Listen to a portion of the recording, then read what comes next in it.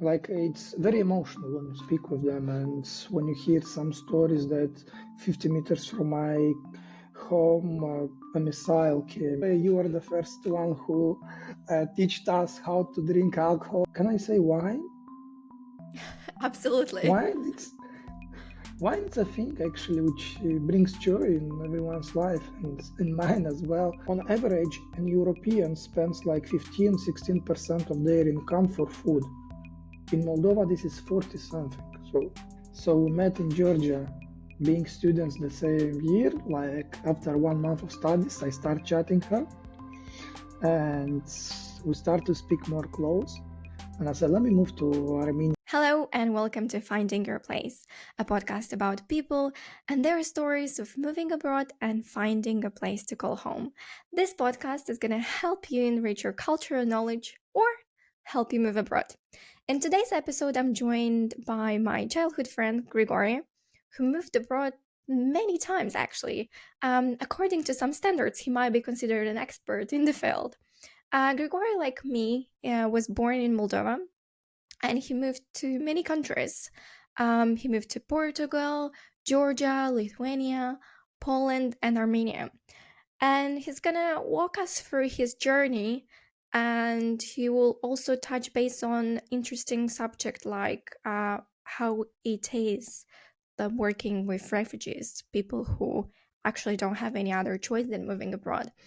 I hope you're gonna enjoy this episode because this episode brought me memories about my home country. Make sure you subscribe to our podcast. So let's start with how we know each other. Thank you, by the way, for inviting me and for having me to your podcast. It's a real pleasure, by the way.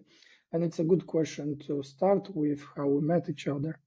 And actually, I started to remember that very moment when we first time saw each other.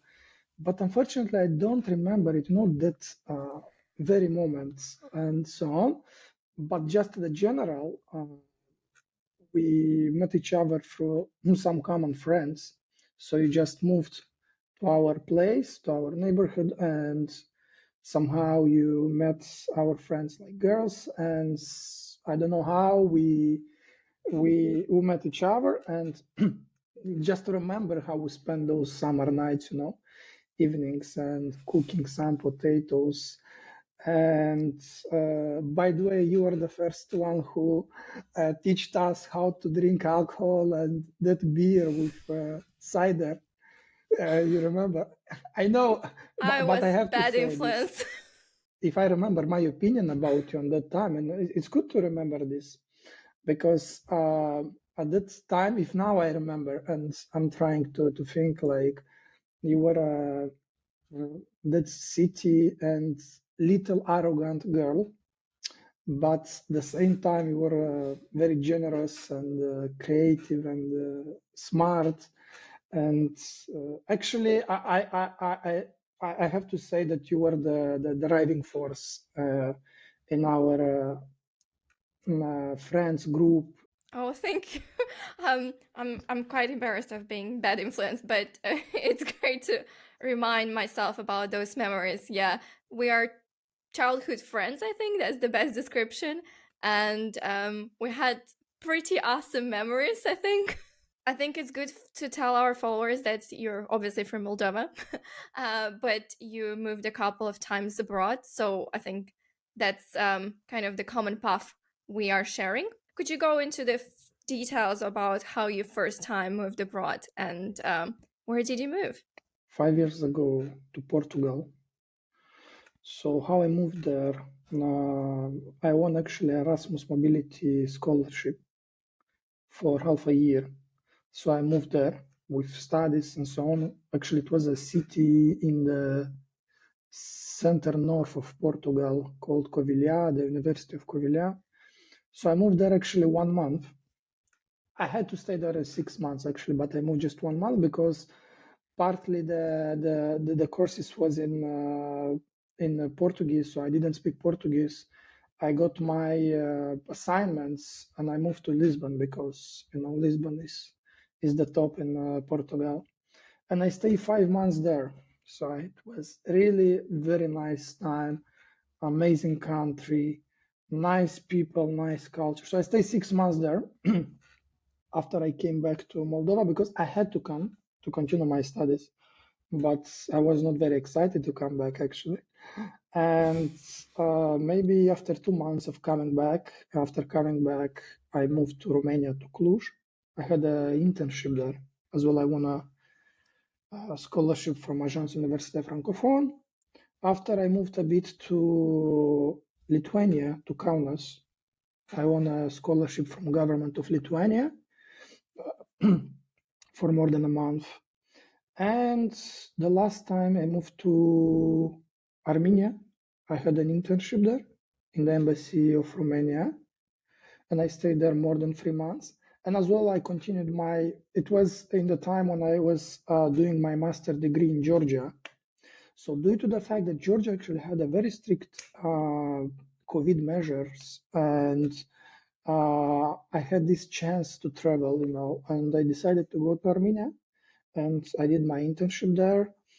And now as well, I move sometimes to Poland because I continue my studies in Poland now. I'm doing a executive degree in foreign service at European Academy of Diplomacy. And sometimes I move there, but because it's partly remote, and yes, and it allows me to work here in Moldova. Wow, what a journey! So many countries, and what do you think was your favorite one, and why you never settled to stay in one of them? I was thinking about this, but actually the main reason why I'm now in Moldova, because more than a year ago, when this conflict started in Ukraine, I got an offer from a job offer from United Nations. And one of my dreams when I was studying and so on was to work for United Nations. So somehow I got an offer from them. I was very excited. And I decided, let me take this chance and to work a bit in United Nations. And as well, I love my country, actually. I don't consider myself a patriot, like something like this, but I love my country. I love these people. I want these people to be rich. I want these people to be happy. And one of the things is that actually for my job, I work for the most vulnerable person in Moldova and as well for refugees. So, somehow I help these people. It's kind of a job which fulfill myself.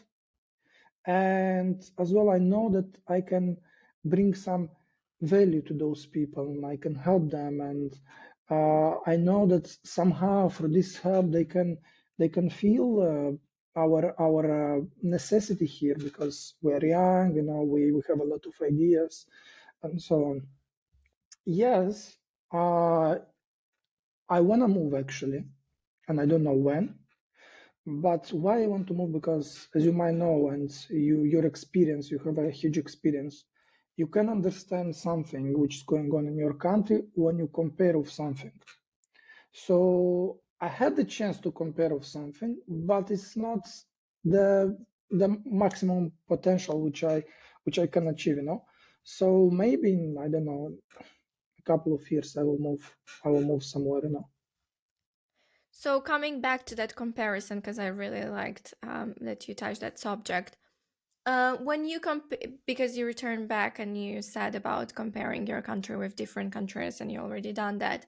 Can we go into deeper details about comparing Moldova with other countries where you used to live, for example, Armenia, Georgia, even Portugal? What do you think was great abroad, and what do you think, kind of wasn't that great that made you return back? Let's start from the point that actually Moldova, Georgia, and Armenia, they share the same kind of history. For 50 years, Moldova for 50 years, Georgia and Armenia for more, they were part of Soviet Union. So this kind of brotherhood, let's say, and we're very similar actually as a people, as a culture, as a tradition, and behavior, human behavior. Actually, we are very similar to each other. So they like to have a lot of guests. They like to share their culture, and we do the same. But for example, if I compare Moldovan youth with Armenian youth and Georgian youth, Moldovan youth and Georgian youth are more similar, and I think this is it's a good consequence of Europeanization process. Because we have free visa regime, we can travel there, we can see and bring this home. Armenian youth, for example, they struggle actually to go to Europe. They have to do a visa, they have to stay in long queues and so on, but they are more similar to Russian people because they're close ties to Russian. For example, in Moldova, we don't have these generation clashes yet. For example, youth and a bit older generation. In Georgia, I might assume, and looking to, for example, in their election, what they vote and how they vote. For example, youth is more voting for European parties. They want European integration and so on. The older generation, for example, they are more prone to continue to be more closer to Russia.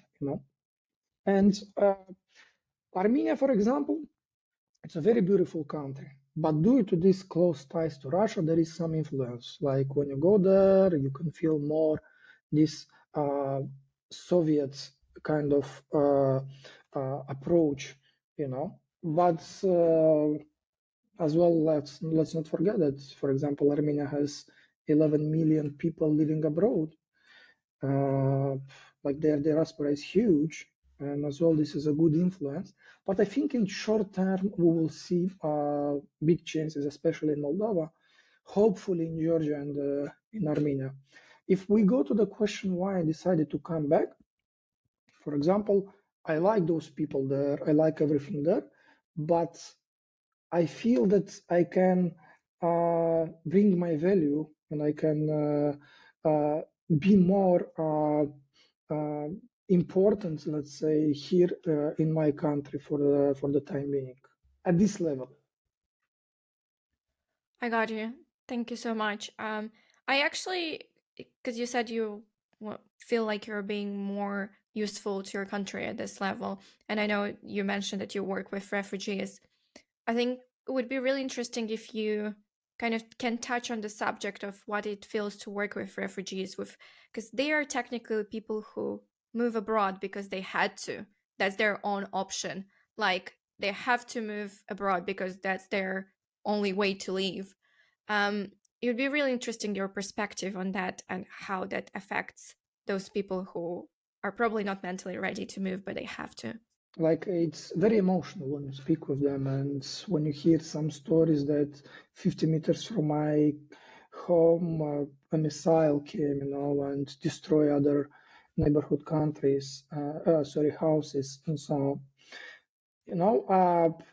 Now, like, we don't have too many refugees and so on, but at the beginning when everything started, like, you really can feel this disappointment and at one level this angriness of those people when they just leave the house, they go somewhere and they don't know what is going on. So we are there, for example, we and different agencies, we are there to help them. So some agencies is helping with food, for example, some agencies with some cash for their necessities, some of them with psychological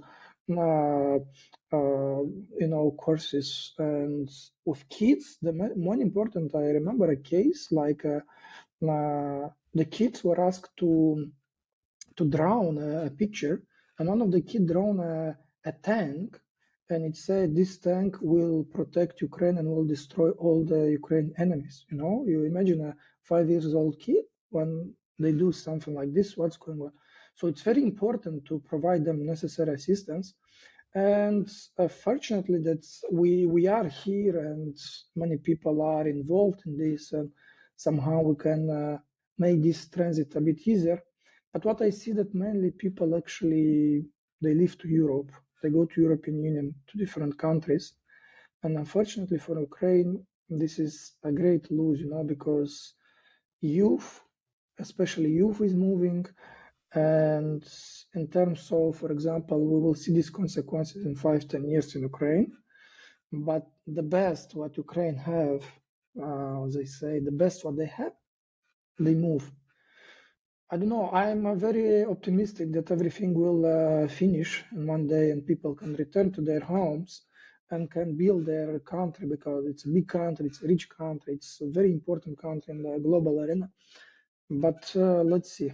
Yes. Living in Moldova, you are so close to it, particularly because of your job as well. I obviously moved from Moldova, what is it, like 10 years ago. And I go there visiting, but I don't really know what is life there, if I'm being totally honest.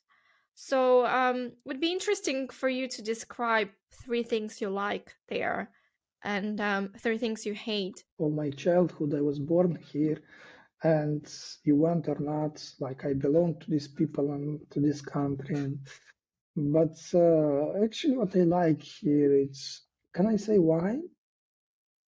Absolutely. Wine is a thing actually which brings joy in everyone's life and in mine as well. And we had a really good wine, and I'm proud of our wine, because everyone who came here and they try our wine and they see the price for this wine, they're like surprised, and like it's a very tasty wine and so on. This is the first thing I'm proud of, and what I like. The second is actually now I started to like in the last 2 years maybe. It's political vector of the people, what they choose to vote now, where they see them in their future. And I see this change of mind after being in the Soviet Union and after 30 years of independence. Now I see this change, And now I'm very optimistic that soon we will be a member of European Union, and these people can have a normal life and so on. And as well, I like our hospitality. Our people are very like to have guests. And even I, for example, I invite my international colleagues for a party in my house, and we do barbecue, we feel good, and we want to show, and some neighbors are joining. I love that part with wine, and I think it's quite important to highlight it even more. Um, I, I obviously I know what is wine for Moldova, but I think it's important to say that wine is so deeply in our culture that every family would make wine. It's such a common thing in Moldova, and I think wine and hospitality somehow goes together because you get guests over and then you'll take them to your wine cellar and you'll let them try all the wine that you make, and maybe that's what keeps us so open and positive. I don't know, it's important to highlight that the wine culture influenced our culture as well. I'm trying not to go too deeply in the things which I hate, but actually there is some things. I will speak maybe generally. What I hate is actually the paychecks, the salaries in Moldova. This is the main thing what I would like to move. Sometimes we are not very honest. Central European countries, they're more direct. For example, if you don't like something to me, you just say me. Sometimes we wanna hide this part which we don't like, which is very important. If you don't like something, to let the people know and to fix it and something like this. But it's a consequence of this 50 years being in a communist bloc, I think it's important to go into the paycheck option because this is going to give a comparison for anyone who probably wants to move to certain countries. Lived in Portugal, you lived a bit in Lithuania, you lived in Georgia, Armenia, and Poland a bit. Can we just place in terms of Moldova? Is it the lower income scale? Which countries earn more money than Moldova? Based on your experience, obviously, on these countries that you lived. Portugal and Lithuania, they have good income. I mean, not a very good income like compared to other Central European countries, for example, but they have more than Moldova. But when I speak about paycheck and salary, in Moldova, I don't speak about something wow, extra. I want the people who has a salary can afford to have a rent, to pay the bills, to eat something. Now in Moldova, if you work, for example, for the state or for some, if you are a new in the industry, for example, or you just graduate, you can't afford this, unfortunately. And if we speak about myself, for example, I have a good income compared to many Moldavians and compared to the average wage in Moldova, but it's not enough. For example, you live month from month because you cannot afford some things like you can just afford some basic things. For example, in my case, some basic things, and that's it. But as a people, as a person being, once in a couple of months, I need a trip to recharge my batteries because I really invest a lot of energy in my job and so on. For example, in Portugal, actually, I had a very good income. At that time, it was 5 years ago. The average wage was 900 euros. It's not big, but at that time was okay. For Portugal, it's good. So I had a scholarship for 800 euros. And as well, I had being a student, even I had a small job helping one of my cousins and getting some more money. So I had a really good life there.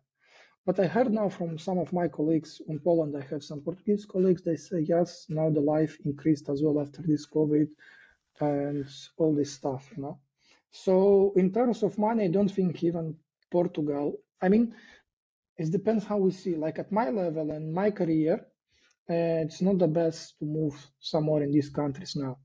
But for example, if you don't have a bachelor degree or studies in universities and you work, for example, in construction here, yeah, it's way better for you to move to Portugal or to Lithuania. You'll get way higher than in Moldova.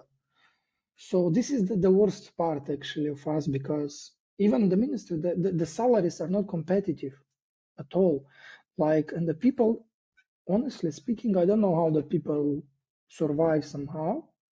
But for example, me at this level, I don't see myself working for the state bodies because of these salaries.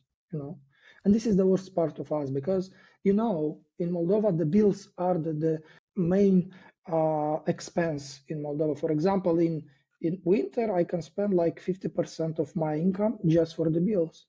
But I have some, necessities and stuff and so on.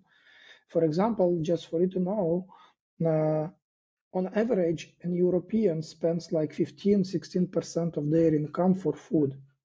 In Moldova, this is 40 something. So the food stuff is way cheaper in European countries than in Moldova. That's actually true. I noticed. I went shopping with my mom when I went last time home, and I think it was crazy that like even the cheese that we produce at home in Moldova, it's more expensive than the cheese that I buy here from the supermarket that is produced in France. So I think that's quite disappointing to see. But I guess that speaks again from, the economical point of view, because, if we're not going to spend money on government salaries for those people who actually make changes in the country, how are we going to get the best talent, and how are we going to get talent that is going to make a change in the country? And I think it becomes a vicious cycle. Actually, there is some improvements now. I see that the government is increasing the salary for example, for people who work in the ministry, for public sector, especially for the ministry. Because why? It's simple, because we are a candidate state to become a member of EU, and we need a lot of people for harmonization of the legislation and a lot of work. And if you don't pay that people, I don't think the results will be the best. So it's very important that to have a normal salary. And now as well, by the way, we should touch this topic about rent. For example, in Moldova, in the last absolutely. 1 year, the rent increased like 100%. The average salary in Moldova is 450, 500 euros. And if you want a rent, for example, you should pay 400 euros, like a one-room bed, a one-room flat. It's becoming so difficult. I do need to highlight that, like in the UK also, like rent increases. I don't live in London anymore because I found London really, really expensive, for example. And the salary wise, I think people are also, like, normal people are struggling. But I think that's like a COVID issue mostly. But I think in Moldova also the rent was affected by the refugee crisis as well, right? So it's so Right. many things that happened past, what, a year, 2 years in Moldova, that normal people, locals, it they can't afford to live in the cities, I think. And here, for example, we have this Airbnb effect in the European countries, where if Airbnb kind of started doing their services on the market, the rent in the city automatically increased because most people would likely to put the flat on Airbnb. I think the saddest part is that the same thing happened with Moldova, but the worst bit is that it's not because of Airbnb, because like we're bringing tourism or something like that.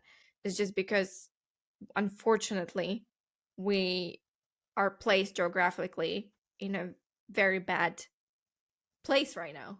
Yes, in a not the very best place, but if we are smart, we can benefit from this. For example, unfortunately for Ukraine, this is a tragedy. This is something which destroyed the generations, and a lot of people die and so on. But for example, when you have an influx of such refugees, each country should think egoistically how it can benefit from this. Create different opportunities for refugees. Because those refugees come with a lot of money, with their wealth. So we should create some opportunities for them to invest here, to open businesses, to create opportunities for education for the kids to start and studying here, And in our case, we were not the best on this. I would say Poland, for example, they benefited a lot, and the best part of those people who moved from Ukraine, they are in Poland now, and uh, hopefully they will go back to Ukraine, to their houses. But at such level, we should be a bit egoistic. I mean, the states and the government should be more egoistic and to think how we can benefit. I'm not sure. As I see and compare, as we speak about comparison, without comparison, you cannot understand what's the best. So if I can compare, for example, with Poland, yes, Poland did great things for refugees. And in Warsaw now, for example, you can you can hear Ukrainian speakers everywhere. So Yeah, it's interesting perspective. I never thought about it that way. So you moved a couple of times abroad, and I know you moved a lot in your youth. Would it be good to hear some advice? What you'd give as advice to people who are looking to, maybe follow your path and move to the same places, or try to move as early on as possible?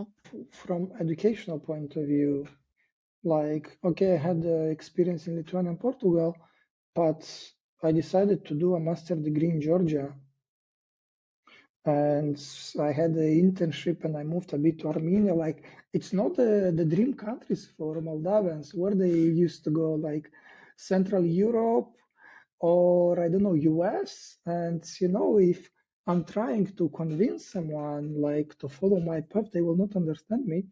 But a short history about this. When I graduated from my bachelor, actually, uh, I started a master degree here in Moldova, and in first year, so I'm planning to move actually to UK. There is some opportunities because I'm a Romanian citizen as well. There is some opportunities to study there in a university. So I buy for me a ticket to go there to make all the papers. And I remember now the date, it was April 2nd. And I really wanted to move there. And guess what? COVID happened, right? 2020 beginning. So I had to cancel everything. And I had a lot of Georgian friends because when I was maybe in bachelor, we had some projects together, and I really enjoyed these people. I have a lot of friends. I love these friends. We are still in touch after 6, 7 years. And somehow in September or in August, a friend of mine sent me this opportunity, like a German foundation, Konrad Adenauer, was providing scholarship to study in the Institute of European Studies. Actually, it's an institute founded by European Union. It's a good institute. And they sent me this, like, are you interested in applying? And I was thinking that I will move there. And I was looking for something to move from Moldova. I applied, I had a couple of interviews, I have English tests and so on. They sent me an email, they say, congratulations, you are selected. So they were paying the university fees, they giving the scholarship every month, they giving the accommodation and so on. I was very happy, okay, I moved now to Georgia, so nice life. And after this, I found out that actually it's online. And I was kind of disappointed, but they said just first semester is online. And Okay. I say, okay, I will stay one semester. I will finalize my master's degree in Moldova. I moved there. First semester finish. The second semester as well will get notification. Dear students, it will be online as well. But the second year will be offline. I mean, on site. And the same continued for 2 years. I mean, I had the chance to go there and to meet my colleagues and stay there a period and so on. But that's how I arrived to study in Georgia. But it was a good experience. It's actually very good studies. I studied European studies with focus on law, European law, economics, finance. And now, for example, I will start my second assignment with one organization. I will be expert in international relations and security, and this is mainly to my studies and maybe in Georgia as well and in Moldova. And if we speak about to give some advices to people who want to follow, honestly, if you have, for example, the opportunity to study in European university, Central European, or I don't know, maybe even in East European, for example, Poland, maybe for your education and when you apply for a job, they will look differently to it.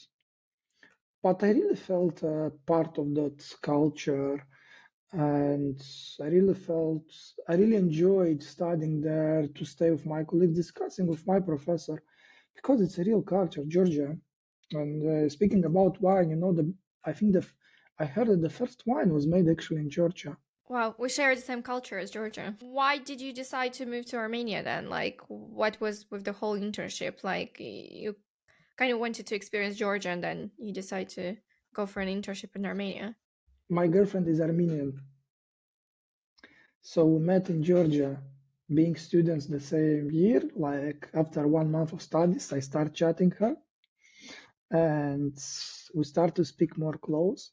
And I said, let me move to Armenia for a couple of months and to get to know this lady. Well, we were speaking 3 months maybe online. And I moved there because at that time I had a job which allowed me to work remote. I got a flat there. I rent a flat. I moved there. And yes, the main reason actually is my girlfriend. But I used this time I think, in the best way, because I had a nice internship in the embassy to Romania, and I got to know the diplomats, and I really impressed them. It was the snap election in Armenia. I really understood how this works, and now I can use this experience. So people do move abroad just for love. Actually, yes, I moved for love. Now, when I remember, like, I just spoke with this lady a couple of months online, and I gave up on my country and I moved to another country, rent a flat. Like, not anyone will do this. You should think twice when you do this. But at that time, I didn't think twice. I was still young at 3 years ago.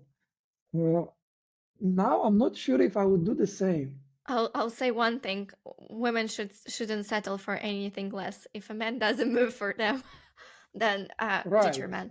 right. I find so much admiration when people are not scared of, I think, moving abroad, just to follow whatever their heart feels. Is It's quite inspiring, something in it, right? But again, coming back to the advice, especially in that ages, in 20s, you have to try everything. I think that those ages, 23, 24, 25, there is not ages to ask yourself too many questions, to overthink, to try to settle and say, no, I don't want to move anymore. I think this ages is given to us to try different things, to compare, to learn, to see different things. And if your heart want to come back to your country, just come back. There is not I would say there is not a general advice for those people who want to move, but you should do what your heart wants and you should try. Because if not now, if you don't do this from, for example, from 18, 19 to, let's say, to up to 30, when you will do this?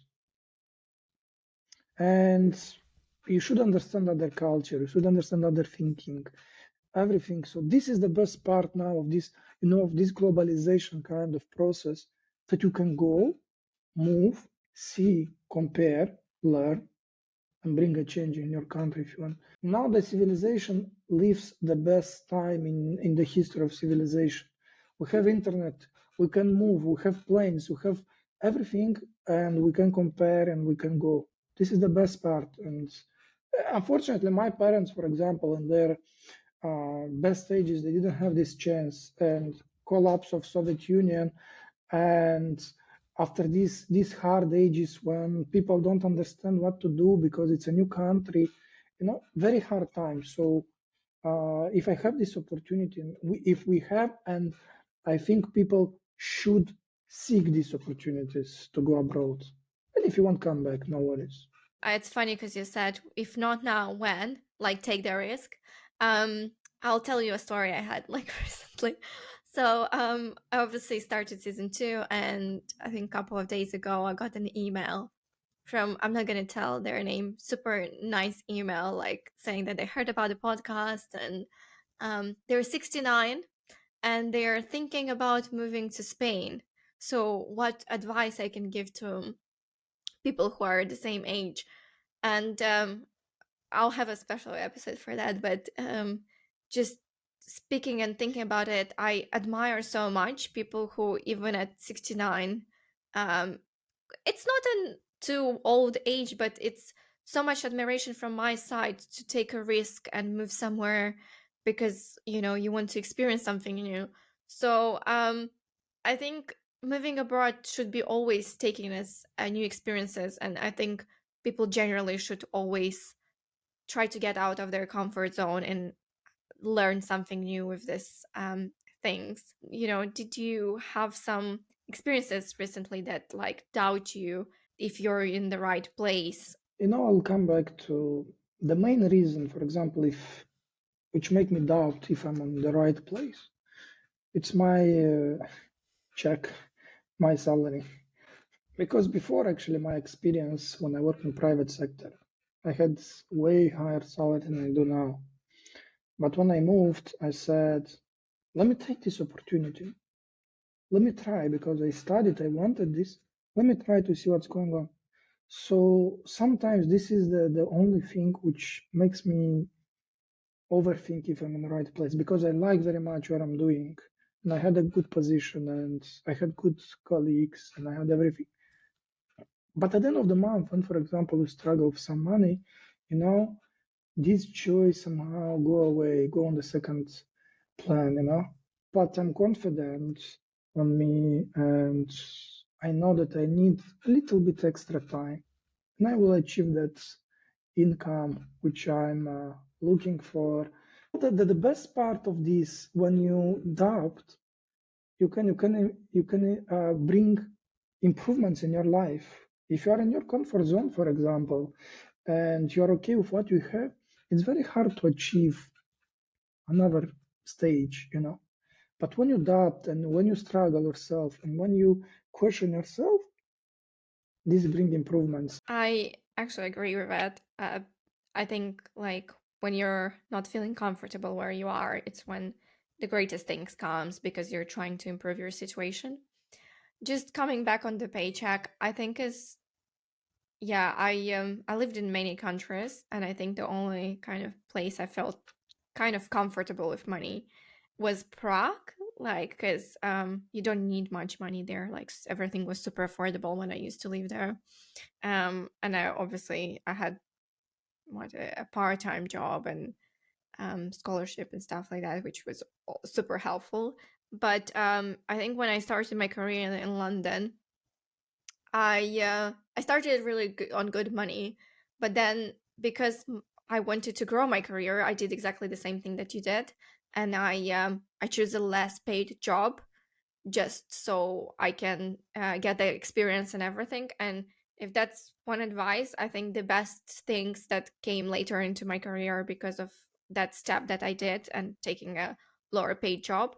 So I think everything is ahead of you because I'm judging from my personal experience. And, you know, I'm obviously working already for 6, 7 years. And I finally got to a place where I can say I'm comfortable with the money I'm getting. So I think it's quite normal. You'll get where you want to get. Just give it some time. So you obviously mentioned that you ideally would move somewhere else. Have you thought about which countries you'd move to? Where would you like to live?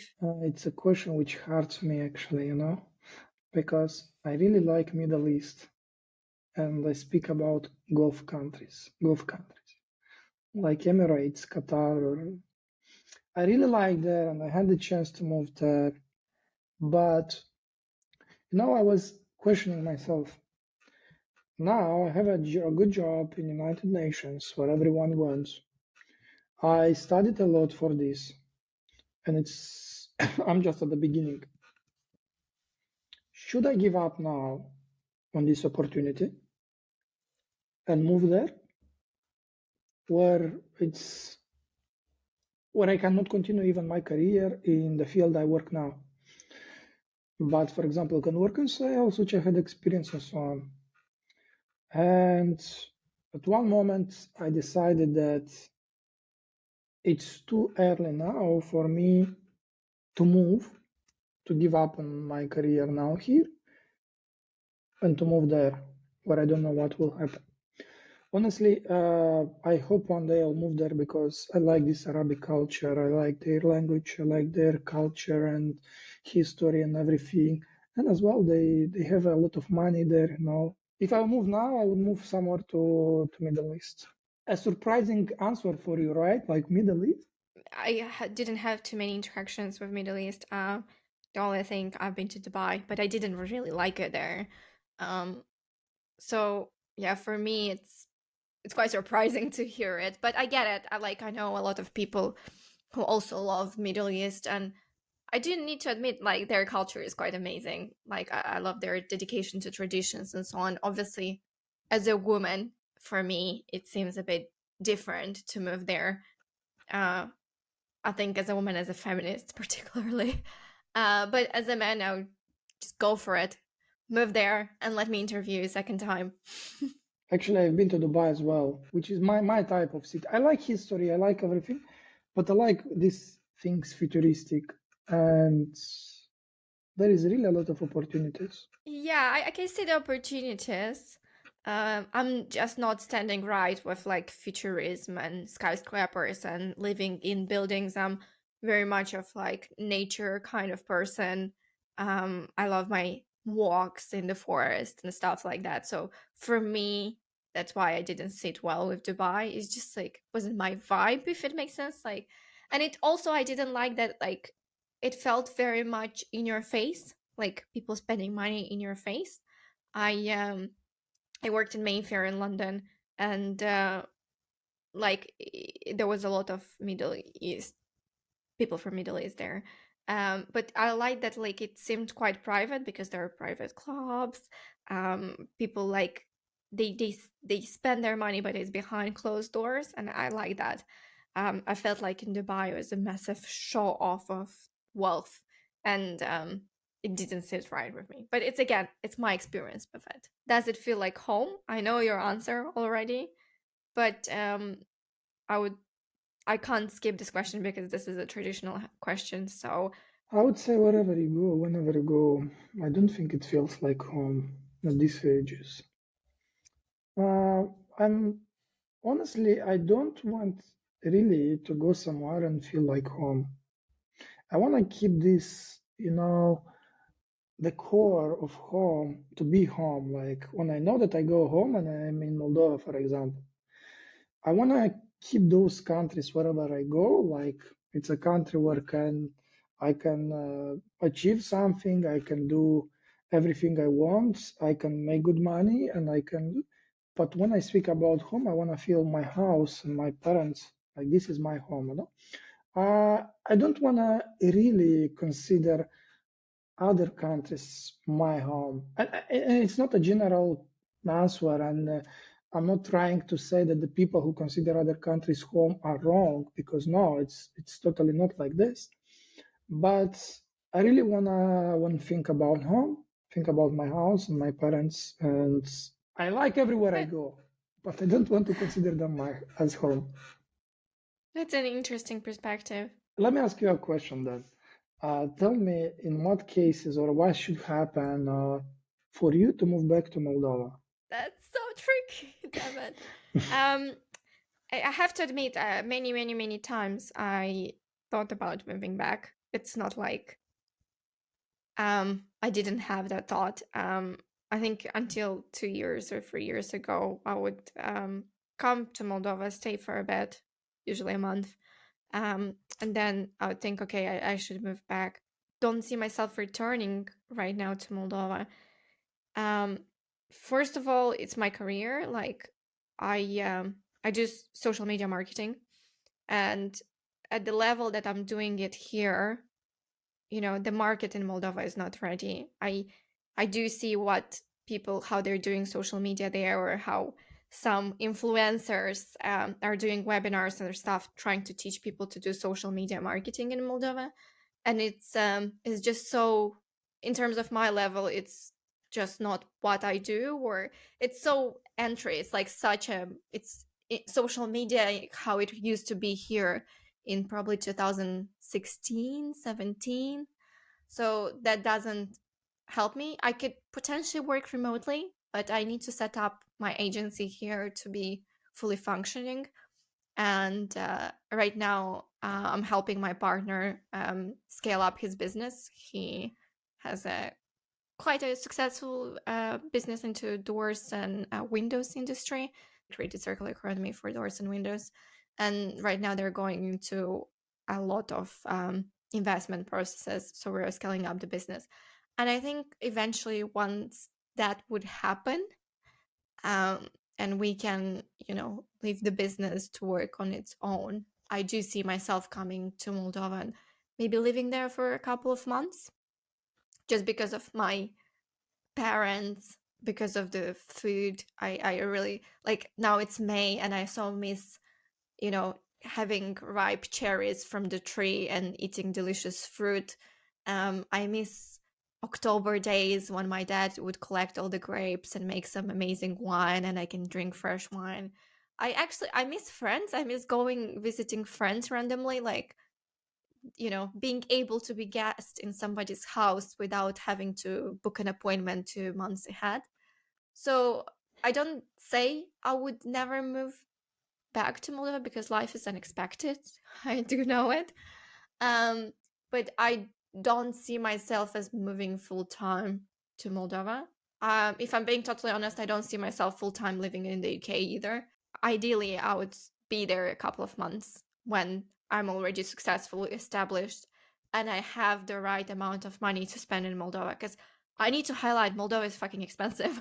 Like, to be comfortable in Moldova, it's difficult. So, yeah, once I'm successful, yeah, I'll be coming there. But at this point, it's just work in progress, I guess. Great. So yeah, it's more from materialistic point of view than from like I think you feel that you would belong somehow to Moldova, but if we speak from materialistic and professional point of view, you can achieve your dreams there, and Moldova it's not anymore the right place for your career. So in terms of like people and their thinking, I was fortunate enough to have amazing people around me. Like, come on, you're international. I can have a nice conversation with you, and you are my neighbor. You don't live too far away, so I do have people to whom I can relate. I have an amazing friend also. They are like super smart and super futuristic thinking.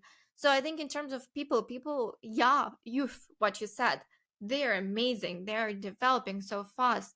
They do think forward, they think European, and we're totally aligned. I'm not saying I'm better than anyone else my age in Moldova. I think what I didn't like was like the older generation, and when I moved, it was because of older generation.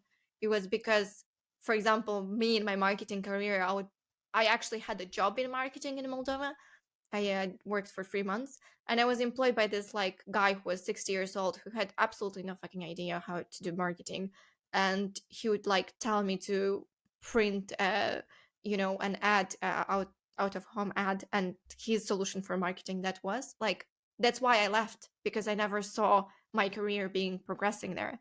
But I think there is hope, if I can say it. And also, maybe there is hope. I see myself potentially investing in Moldova. I see, if I'm successful, opening up my own marketing agency, bringing the practices that people do here, and upgrading the market, if I can say that. we'll have a lot of investment now in Moldova because of European Union and so on. So this, what you are doing with social media marketing, it's a very good thing actually. It's now you can really achieve good results, and I think your help here in Moldova will be needed. So I love my country. Now, this is my final question. I asked you to bring something memorable about a place you love. Show me what you brought. again, alcohol, but I'll tell you the story behind this. So this is a brandy. It's Armenian brandy called Ararat. It's very famous brandy. So why it brings me memories? It was given to me on my birthday by mother of my girlfriend, and it was my first experience when I just first time moved there. So when I turned 24, she gave me this. It's very expensive and a good brandy. So she gave it to me as a gift. And when I look to it, I remember my good time in Armenia. I remember my girlfriend now. Oh, but she's still living there, but she usually comes to Moldova, so I should expect she will be here in 2 weeks now. And as well, her mom, she's a very good person, very smart. And yes, that's, and especially after you drink it, you feel very good. The highlight of it. I wanted to thank you so much for joining today, for opening up, for sharing so beautifully your stories. I wanted to also thank you for bringing a new perspective, because usually my guests don't talk about political, economical situations in the countries they live, but it was really good to kind of go in depth into that. And thank you for reminding me of how beautiful Moldova is. I really missed it. Thank you. It's my pleasure to be here.